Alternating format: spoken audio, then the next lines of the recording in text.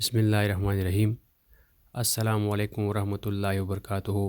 جی ہاں ناظرین، ہمارے پڑوسی ملک بھارت سے ایک ایسی خبر آئی ہے جس کو سن کر دنیا کے کونے کونے میں مسلمان اس ٹائم بڑی تشویش میں ہیں، بڑے غم و غصہ کا اظہار کر رہے ہیں۔ بتایا جا رہا ہے ہمارے پڑوسی ملک بھارت کے ریاست آسام میں عدالت کے اندر جو 90 سال سے مسلمانوں کو نماز کے لیے ٹائم دیا جا رہا تھا، اس ٹائم کو وہاں کی عدالت میں ختم کر دیا گیا ہے۔ بتایا جا رہا ہے کہ وہاں کی عدالت نے یہ فیصلہ کیا ہے کہ آج کے بعد مسلمانوں کو جو نماز کے لیے وقت دیا جا رہا تھا وہ ختم کر دیا جائے گا، اور وہاں کے مسلمان بھی ہندو کے جو باقاعدہ دیگر مذاہب کے لوگ ہیں ان کے ساتھ مل کر عدالتی کارروائی کو باقاعدہ جاری رکھیں گے، کسی بریک کے بغیر۔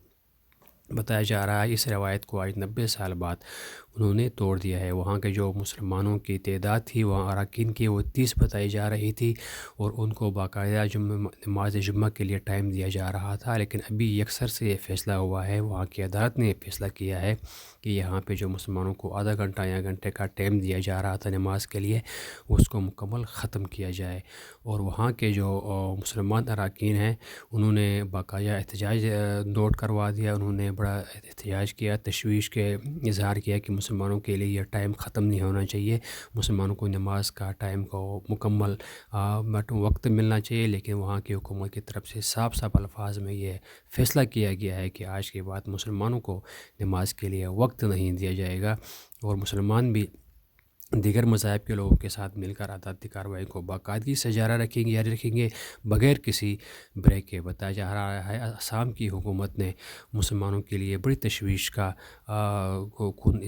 فیصلہ کیا ہے، جو ان کو نماز کے لیے وقت دیا جا رہا تھا نماز جمعے کے لیے۔